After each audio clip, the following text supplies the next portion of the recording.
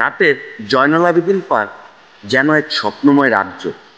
দিনের কোলাহল শেষে সন্ধ্যা নামতেই পার্কের চারপাশে নেমে আসে শান্তির পরশ।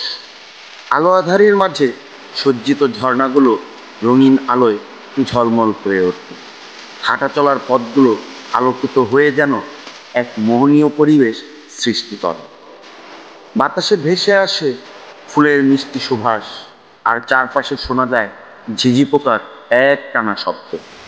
নদীর পাড় ঘেঁষে বসা জোড়ায় জোড়ায় প্রেমিক প্রেমিকার মিষ্টি আলাপ পার্কের রোমান্টিক পরিবেশকে আরো মনোমুগ্ধকর করে তোলে। রাতের নরম ঠান্ডা বাতাস মনে প্রশান্তি এনে দেয়।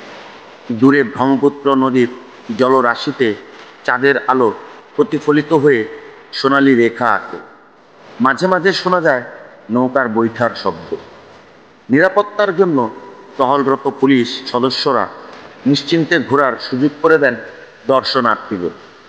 রাতের জয়নুল আবেদীন পার্ক শুধু বিনোদনের স্থান নয়, এটি যেন এক স্বপ্নের জগৎ, যেখানে প্রকৃতি, আলো ও শান্তি একত্রে মিলে সৃষ্টি করেছে অপার্থিব এক সৌন্দর্য।